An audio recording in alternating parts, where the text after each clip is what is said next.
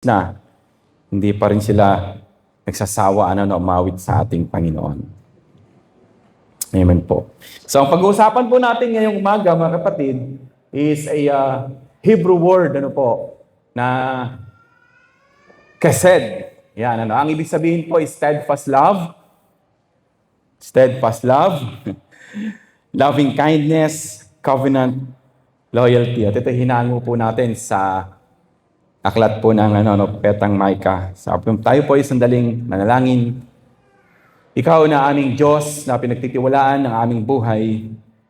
Ikaw na aming Ama sa langit, na lahat ng aming pangangailangan, aming Ama, ay pinagkakaloob mo. Pinupuri ka namin at nagpapasalamat kami sa iyo sapagkat pinipon mo kami sa iyong paanan ngayong umaga upang tignan at minsan pa, Lord, obserbahan kami at magbigay sa iyo ng papuri at pasasalamat. Kasihan mo, Panginoon, ang araw na ito, lalo't higit ang iyong salita na siyang pag-uusapan namin, Panginoon, patungkol sa iyo, patungkol sa katapatan mo. Harinawa, Panginoon, ang ibang Espiritu, ang siyang patuloy na kumontrol ng sitwasyon na ito. Alam namin, Panginoon, na maraming pwedeng gawin ng kaaway, O Lord, upang isa pang malupig kami, Panginoon, at hindi po kami makapag-focus sa iyo. Kaya nga po, madalangin kami, Ama, na ikaw po ang siyang patuloy na maging proteksyon namin. Sa pangalan po ni Jesus, ito ang aming pagsamo. Amen. So, ang ibig kong sabihin nung word na kung babasahin natin sa Ingles ay hesed, pero Arabic na pagbagkas, ayan daw po ay kaya maririnig nyo, yung mga Arab, pag nagsasalita sila, meron silang sound. Yan ba si Kuya Amor? Yan, si Kuya Amor, nakaka-relate dito. So, kesed, na ibig sabihin, love in action, and it often going beyond the strict requirements of duty. Sa madaling salita, yung kesed ay nakikita natin kapag ang isang tao ay extra miler. Halimbawa, tayo po ay manggagawa o isang obrero, may pinagagawa sa atin, we go beyond what is expected. Kapag po tayo ay servant o tayo lingkod ng ating Diyos, nakita natin na nalinis na yung kabilang bahagi ng sanctuary, nakita natin na may kailangan pang linisin o nagpunta tayo sa comfort room at medyo naamoy natin na hindi maganda, that is kesed in action. Amen po ba? At bilang mga disciple, inaasahan tayo ng Panginoon dahil nararanasan niya sa atin o nararanasan natin mula sa Kanya ang patungkol sa kesed na ito, dapat nagre-reflect din ito at naibabalik natin o nararanasan ng iba yung katapatan ng Diyos sa ating mga buhay. Kesed is a faithful love that keeps relationship strong regardless of circumstances. Masaya kayo ngayon nung iyong asawa, mamayang hapon dahil hindi niya nagustuhan yung niluto mong ulam, magkagalit na kayo. So remember, kesed, it goes beyond any circumstances. So kailangan ito ay nagtatrive sa buhay ng bawat isa sa atin. Kesed is one of Yahweh's most treasured characteristics. Actually, kung hahanapin mo ito, sabi ng mga manunulat, kung ano yung specific na word nito sa Ingles o sa Tagalog, ay hindi nila matagpuan. At napakagandang isipin na yung ating Diyos na pinaglilingkuran ay may katangiang ganito na hindi mo kayang ilarawan sa isa o dalawang pananalita. That is what kesed is all about. And that's what make our God amazing. Hindi po ba? Sabi po dun sa practicaltheology.com about sa kesed, it is beyond a sense of love and mercy na nakapaloob dito yung covenant o bonding loyalty natin doon sa ating karelasyon sa bawat isa sa atin bilang mananampalataya ng ating Diyos. At the same manner, yung kesed daw, it speaks about relational fidelity. Katapatan, sa isang relasyon. And then, sabi pa po ni John Oswald, a completely undeserved kindness and generosity is what Kased is all about. So ito po yung pag-uusap-usapan natin ngayong umaga, mga kapatid. And even kung babasahin natin ang Biblia, makikita natin na maraming accounts doon ang binabanggit patungkol sa karakteristik na ito ng ating Diyos. Kung matatandaan natin si Boaz at si Ruth, kung matatandaan niyo po yung istorya di ba? Namatay na yung asawa ng kanyang biyanan at ninasa ng kanyang biyanan na bumalik na sila sa kanilang bayan. Kasi, in its form, sa buhay ni Ruth, mas pinili niya yung manatili doon sa kanyang biyanan na babae. At nakita ito ni Boaz sa buhay ni Ruth. And then, makikita rin natin sa aklat ng Leviticus, mga kapatid, na sinasabi po doon, kung babasahin natin yon, nagpapakita ito ng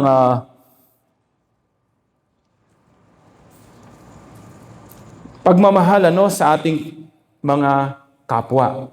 Kasi nung panahon na yon, sa aklat ng Leviticus chapter 19, kung titignan natin, nasa digmaan ang bayan ng Israel. Subalit pinayuhan sila ni Yahweh na i-exercise nila yung love o yung kased. Mahalin nila yung kanilang enemy, and forgive them.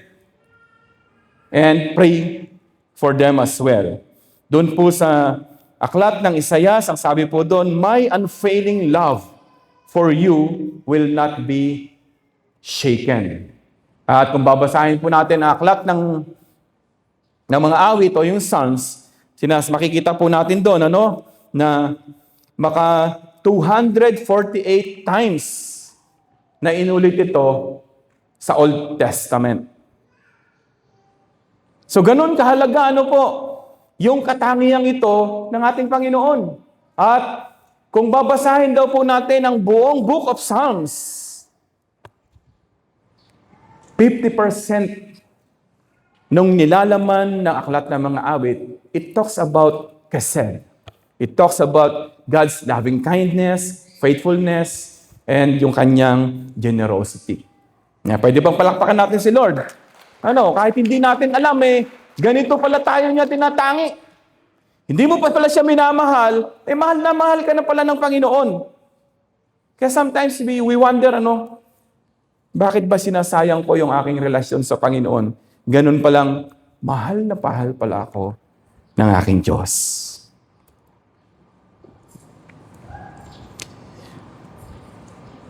Doon sa aklat na ating binasa, sa aklat ng Mika, mga kapatid, makikita po natin doon na ang mga talata ay nagpapaalala sa tagapakinig ukol sa kabutihan at katapatan ni Yahweh o ng ating Diyos sa kanyang mga ginawa na nakalimutan na ng bayang Israel.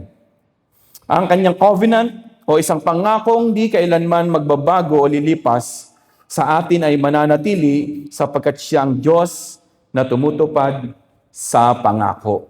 Kung babalikan po natin yung mga unang talata ng ating binasa sa aklat ng Micah, pinapakita doon ni Micah sa bayan ng Israel na kung paano sila niligtas ng kanilang Panginoong si Yahweh doon sa Egypt.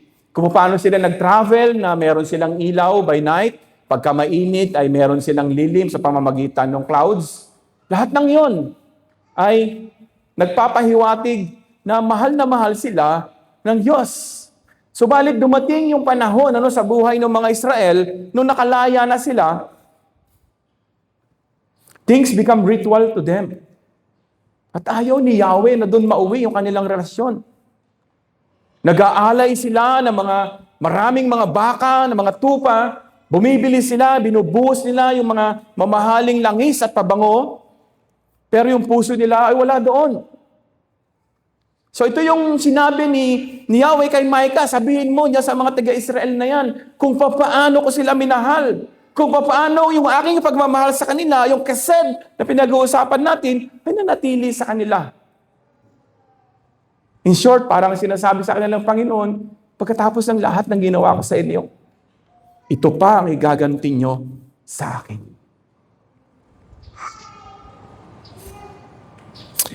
Kung may mga pinagdaraanan ka sa ngayon, pagsubok man o karamdaman, pagkabigo, hindi ibig sabihin nito ay pinaparusahan ka ng Diyos kagaya nung sinasabi ng iba, kundi ito ay isa sa kanyang maiinam na kaparaanan upang maalala din natin ang ating commitment sa Kanya. Kailanman, hindi ibig ng Diyos na manatili ka sa pagdurusa o kabiguan. Ulitin ko po yun, Kailanman, hindi plano ng Diyos na manatili ka sa kabiguan. We always have a choice. Amen po ba? You always have a choice. Kaya kung ano yung magiging mo sa darating na bukas, yun ay dahil o resulta ng pagpili mo. Amen po ba? So it was never God's plan to make you suffer. Otherwise, hindi totoo yung kesed. Hindi totoo na siya ay loving kindness. Hindi totoo na yung loyalty niya sa iyo, yung pagmamahal niya sa iyo ay mananatili dahil ipinangako niya sa iyo ito mula nung nakipagtipan siya sa iyo at sa akin. Sa verse 6 and 7, makikita po natin doon mga kapatid, yung paghahambing na tila ba sinasabi na Micah sa bayang Israel. Ritual na lang ba ang pag-aalay nyo ginagawa sa Panginoong Yahweh o you are continuously building an intimate relationship sa Kanya? Hello?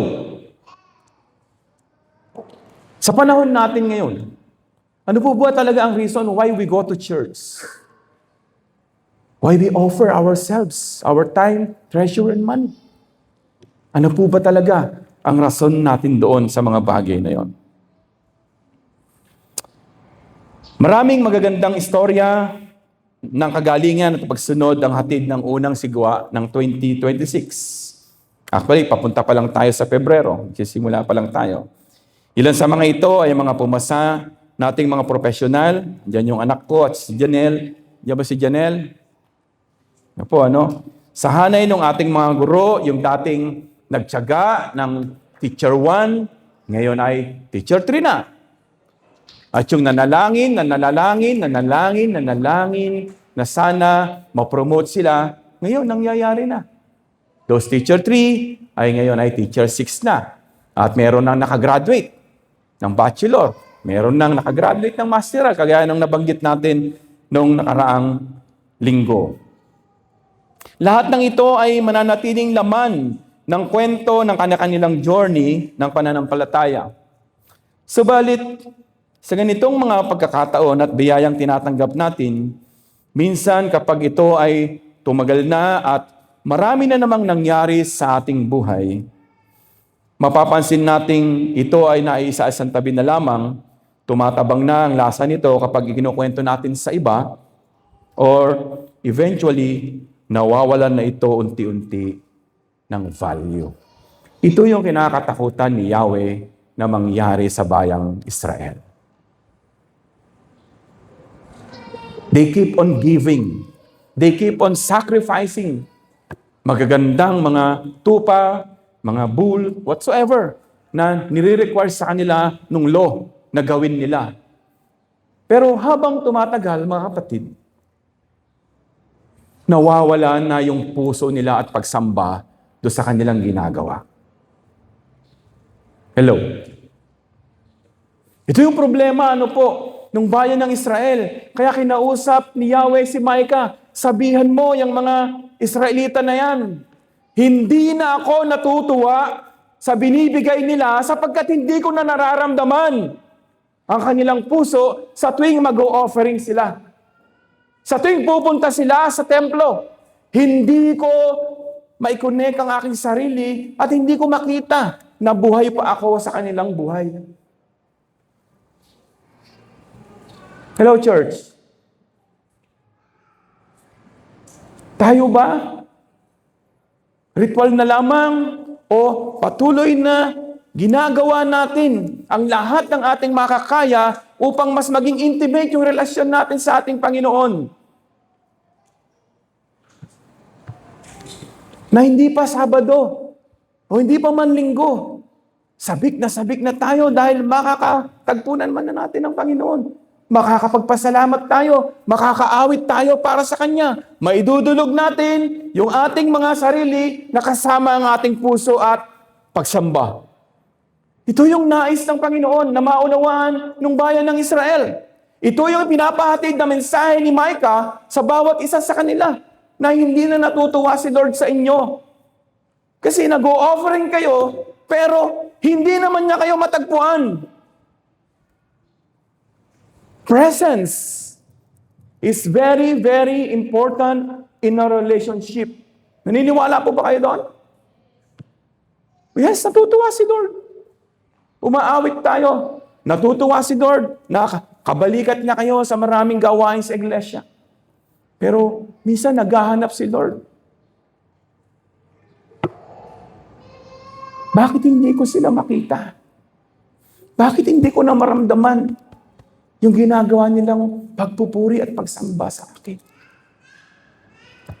It becomes ritual. At ito yung ayaw na mangyari ng ating Panginoon sa bawat isa sa atin. Naisip ko din po ang tungkol sa pagdalo natin sa mga gawaing simbahan.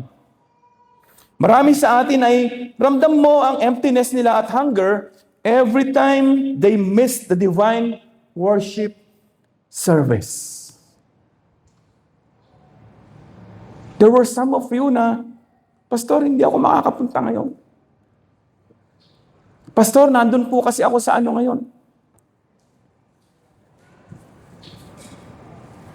That's relationship. That's becoming more intimate. Amen po ba?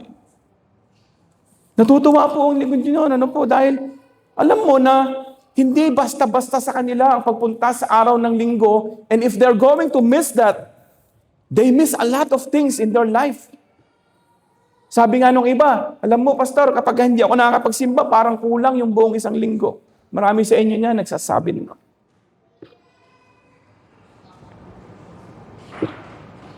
While others ay nayus na yata by coming late in the worship.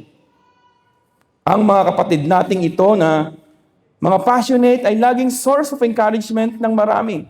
Sabi ko nga po, pati ako. Minsan magtatanong pa sila nung aming isang care group. Isang care group namin, ano po? Listen to this. Tignan niyo po.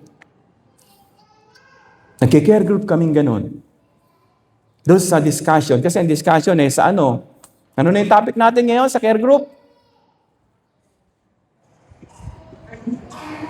Hiding place. Protection. Song of deliverance. O baka nakalimutan nyo ha?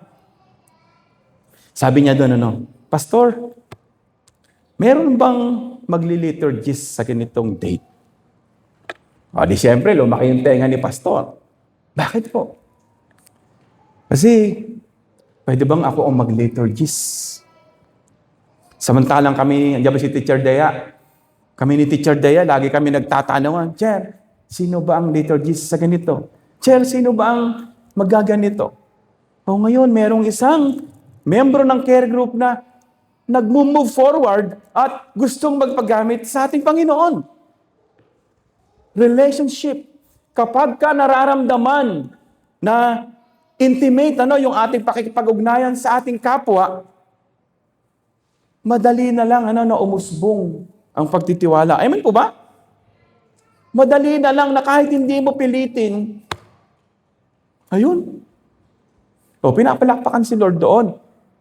Amen po ba?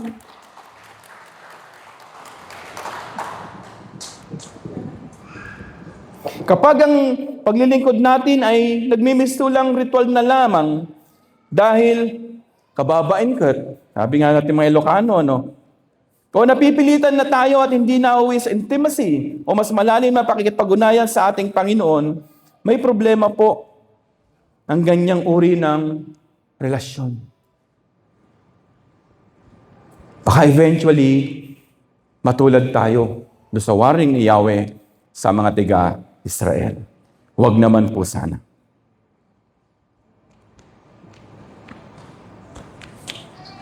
Kapag minsan, ay okay na lang sa atin ang mga magtaingang kawali sa panawagan ng Diyos. O sumunod dili tayo, ang pagsunod ay nagiging parang pabigat na ngang may tuturing o ritual na lamang at hindi na nakakapag-produce ng kagalakan, ng pagpapala at hindi na nakakaluwalhati sa ating Diyos. Medyo prangka si pastor ngayon, ano po? But coming late to church is a no-no sa ating Panginoon. Magalit na kayo kay pastor, pero I think it's about time that we listen sa panawagan ng ating Panginoon. Amen po ba, Muñoz United Methodist Church? Skipping your Sunday worship ay hindi nakaka-build ng intimate relationships sa ating Panginoon.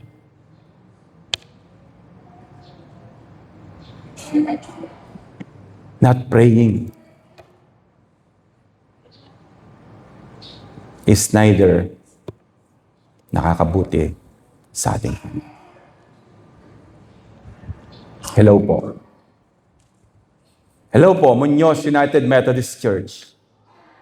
Amen po ba?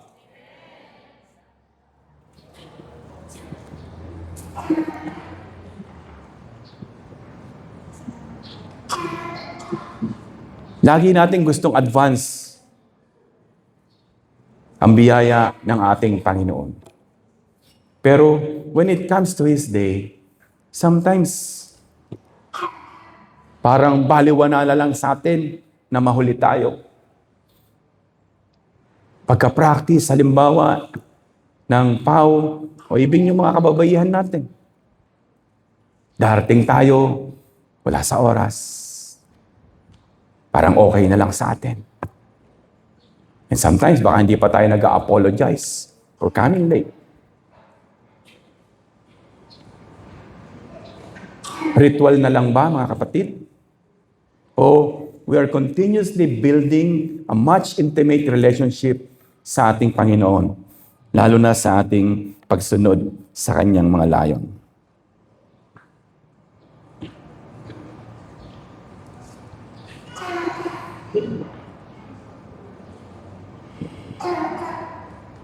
Kahit noong una pa man, ang tunay na intensyon ni Jesus sa iyo ay lasting relationship. Kaya nag-invest siya ng buhay just for you. He bled for you. He died for you. He gave everything for you para wala kang maging dahilan. Wala ka nang iba pang dapat gawin kundi tanggapin siya at sumunod. Tunay na sumunod bilang tagapagligtas at Panginoon ng iyong buhay. That is the Jesus who saved you. Siya pa rin yung nananatiling Jesus na nagpo-provide para sa iyo. Siya pa rin yung Kristo na kahit ano ang ating shortcomings, He remains faithful and true sa iyo at sa akin. Kaya po, Kesed, lahat na ibinigay niya para sa iyo at sa akin. Para wala kang isusumbat sa Kanya na nagkulang kasi ako, Panginoon. Hindi kasi dumating ikaw, Panginoon. Lahat yun is well provided. Bago niya ikinasaang yung puso, bago Kanya ininkwentro, everything was already put on the table for you. Amen po? Kaya po sana, mga kapatid, when it is the Lord's day, let us all, come before the time. Kapag may practice po, huwag naman tayong palagi ang nahuhuli sa practice.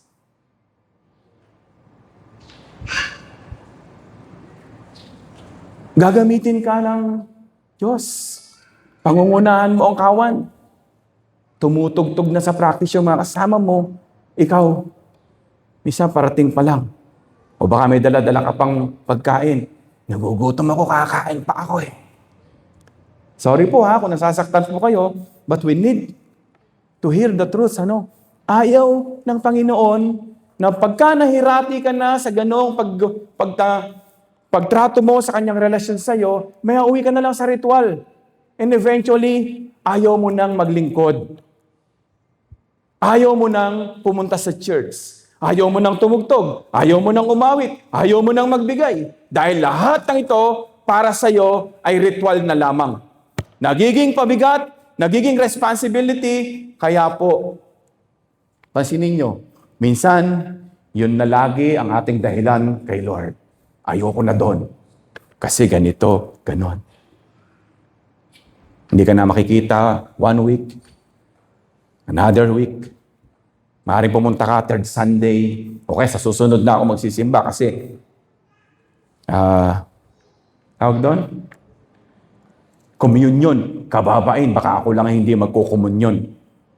Pati komunyon, pati sa'yo, ritual na lang. Ngayon po ba?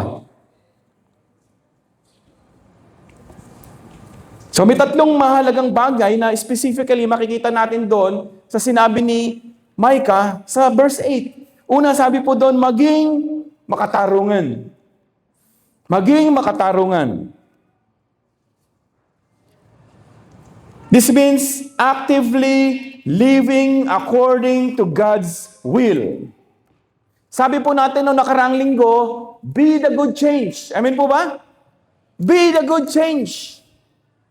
O eto, may kwento si Pastor.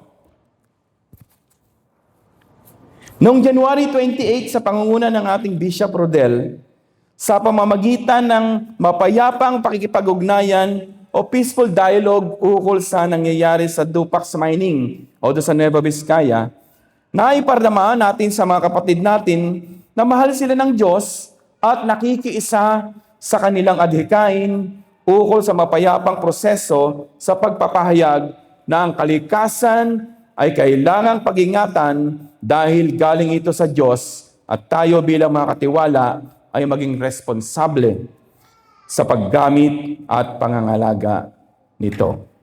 Let us always adhere to what is just. Hanapin natin lagi kung saan yung panig ng katarungan. Actually, hindi lamang naman United Methodist ang tumayo doon. Maraming mga ibang simbahan nauna na sa atin na nagpahayag ng kanilang malasakit. Nagpahayag na sila ay nakikiisa. Pinapakita doon sa lugar na yon, lalo na doon sa yung British company na yon, na siyang naging sanhi ng lahat ng ito na nandun na sila bago pa sila dumating. Alam niyo ba na napakanaming water reservoir dyan sa Nueva Vizcaya? Alam niyo po ba yon? Kaya ang dami diyang mga falls. Nagkaroon din ako ng pagkakataon na napasok ko yung isang kuweba dyan na napakahaba. Sabi nung kasama kong hiker, alam niyo po, pag pinasok mo yan, dire-diretso. Ilocos ang dulo. Isa sa lime cave. Kaya lang nung panahon na yun umuulan, kaya sabi niya, hindi tayo makakatawid. Dito na lang tayo kasi baka mamatay tayo sa tubig. This place that we have is a God-given gift. Pasinin niyo kung hindi tayo tatayo, kung hindi natin haharapin at hahanapin ang katarungan, masisira ang kalikasang ito. Saan tayo dadamputin? Mananagot tayo kay Lord. Kasi katiwala po tayo ng lahat ng ito. Pangalawa po, mahalin ang iyong kapwa. We're still on Kesed, mga kapatid. Kesed is a covenant, love, and mercy. Ang kesed ay ang pagkakaloob ng iyong sarili, oras, lakas para sa iba. Ang tunay na kesed ay hindi naghihintay ng anumang kapalit. At tinatawag ka ng kesed patungo sa mas malalim, marubdob na pakikiisa kay Jesus at pagtugon sa pangangailangan ng iyong kapwa. Sa ating unwavering devotion sa ating Panginoong Jesucristo. Ewan ko kung kilala niyo po ito. Kilala niyo po siya? Siya po si Reverend Gloffy. Siya po ay laman ng ating maraming panalangin upang makamit niya ang hustisya at habag ng ating Panginoon. Yes, matagal po bago bumaba ang hatol, bago siya ay napawalang sala. Tiga Mindoro po yung ating kapatid na ito. Si Teacher Joby, kilalang kilala niya ito. Ano po? Pansinin po ninyo, kung pag-uukunan lang talaga natin ng sapat na panahon ang pananalangin, maraming katulad ni Pastor Gloffy na nakaranas ng walang katarungan at dahil tinuturuan tayo ng Diyos na magmahal kahit ang malayo sa atin physically o hindi man natin gaanong kakilala, nagiging daluyan tayo upang iparamdam sa ating kapwa na mahal din sila ng ating Diyos. Amen po. Ang daming laman ng ating mga prayer request. Every Tuesday yan, lumuluhod po ang marami sa ating mga kapatid para sa inyo. Yung last Tuesday, tinanggal na namin si Pastor Gloffy doon sa listahan. Kasi it's already a success story. O palakpakan naman po natin ang Panginoon. Ano po? Marami sa inyo, pagka bumibisita kami, or even in your care group, nagpapahayag na, Pastor, kapatid, pwede bang isama sa panalangin? Marami ay gumaling. Marami ay umayos. Siyempre, meron ding hindi pa.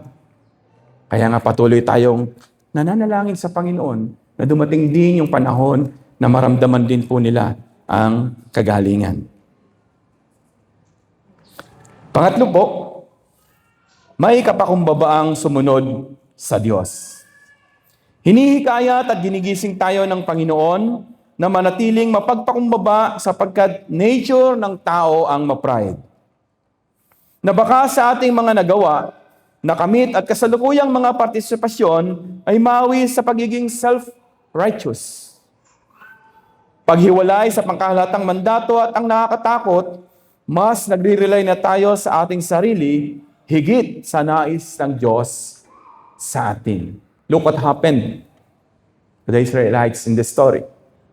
At dahil sa kesed ng Panginoon, tinawag niya si Micah. Pinalalahanan niya yung kanyang bayan na, ganito na yung nangyayari sa relasyon natin. Ibalik natin yung dati. Amen po. Kaya yung loving kindness ng Panginoon, ay hindi mo maunawaan. Kaya yung generosity niya, ay hindi mo